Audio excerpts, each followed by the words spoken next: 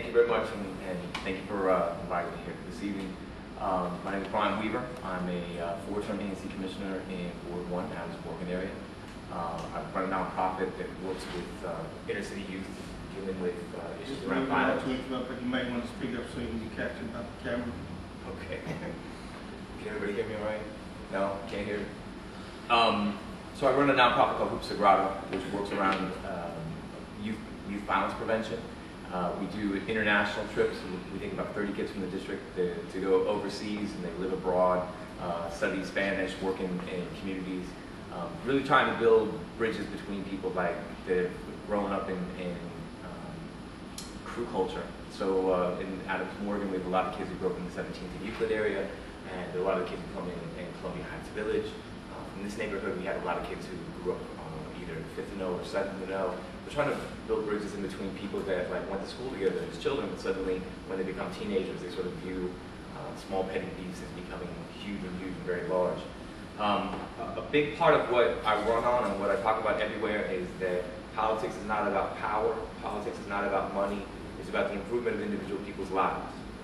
And that's the central focus of my campaign. That's really what I'm focusing on. So many times in the district, we pass very progressive laws that on paper sound like very great ideas. In practice, though, they're unenforceable. We don't have the will, the backbone to actually enforce them. Things like charter school funding Mr. Page and I were just there with the charter school board yesterday. The funding for the physical locations of charter schools by law is supposed to be equal to DCPS. But we've never met that threshold. It's a federal law and a local law, but the city never follows through with that. So you end up having about 1/3 the amount of money going to charter schools for facilities that go to DCPS. We have a first source hiring, which is that any job within the district that either uses a tax abatement or any sort of microfinancing from city dollars or a city funded project, that 51% of those jobs are supposed to be for district residents. It's never enforced. It's the same thing. We pass these laws, they sound very good on paper, but they're toothless sharks. And that culture has to end. And it doesn't matter if Adrian Fenty is the mayor or Vincent Gray is the mayor, as long as those laws are still in practice and there actually is no way to actually hold anyone accountable, there's no forms of oversight, that there's no transparency of our government, I'm going to be a critic of that government. Again, thank you very much for having me this evening. Thank you, Mr. Leader. First of all, I want to thank Mr. Irvin for inviting me here. My name is Tom Brown, and I'm just excited about the opportunity to share the services that I like to offer my neighbors. I'm a native Washingtonian, and I've worked in the school system, in the traditional public and charter school systems. So youth has been my focus for over 15 years. Raised 5 children here in the District of Columbia. 2 have completed college, and they still have a few more to go, so we're working real hard to continue that track. One of the things that caused me to be a part of this process was, over the past several years, I began to be very frustrated and disenfranchised with the kind of leadership decisions that were being made on behalf of myself and the neighbors of the District of Columbia. I've lived all over from Ward 4 to 5, 7, 8, 6. I've been all over all my life, and I love this city tremendously, and some of the initiatives that I've been a part of that I've actually started, one in turn, a lot of things going on with the young people is this tension and frustration that we refer to as Mr. Weaver mentioned. One of the things I've done over the past year and a half is I started an initiative called Biz and Hoops. Went to some of the resource partners, the Community College of District of Columbia, Potomac Job Corps, Trinity College, and a few other organizations, and said, hey, listen, if you would like to recruit some of the young people that are just filling up our neighborhoods looking for help, then I'll set up a platform to have you all introduce each other. Then I went to the police department and said, listen, it's a public safety issue. I'll get at least 50 to 100 young adults and teenagers off the streets on a Friday or Saturday night, because I'm going to create a basketball league. And I'll get corporate underwriters, which they get to pay for all the fees that come with pulling off the league. And we recruited young people straight off the corner in different pockets of this city, and we produced a league that ran 4 to 10 weeks. And in that, I was able to get young people matched up with information, awareness, like this great organization, and things that they just were lacking. And a lot of those young people are on another pathway.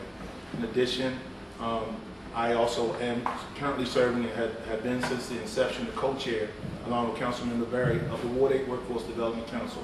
Ward 8 has been identified the highest ward with unemployment, and through my leadership of this council, we've now pulled together over 70 organizations, employers, federal, local government, community-based organizations, and faith-based that have all collaborated. And I just literally left a meeting with the deputy mayor and the director of DOES because they want to enlist a partnership with the council I started and have been running for the past 3 years.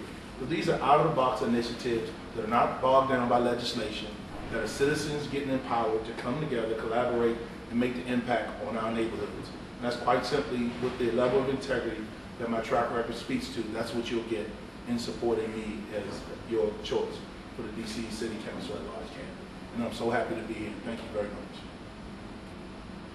All right. Thank you, Mr. Weaver. Thank you, Mr. Brown. Thank you, Mr. Urban, for thank you, Mr. Urban, for bringing me out. I realize I have to speak a little louder to the camera. My name is Alan Page. I'm also a candidate for at-large City Council. A little bit of my background. I've lived here my entire adult life, 18 years. And basically, I live in Ward 6 right now. I'm a Ward 6 homeowner. My daughter's a DCPS student. I'm on the board of directors of One Common Unity. That's a nonprofit that basically teaches youth how to handle conflicts peaceably and allows them to express themselves through the arts. We're about to initiate a program where we're going to take 30 at-risk youth from here in the city to West Virginia so they can experience the outdoors and nature, also learn about drumming, yoga, it's alternative forms of expressing yourselves and learn how to live peacefully with yourself. So I also work with Midnight Forum, teaching young people in the city songwriting, and we worked on a project whereby youth learn how to write songs and completed a CD where they talked about the dangers of tobacco smoking and the effect of 9/11 on the community. So in addition to that, I also work with, trying to run through everything in my mind.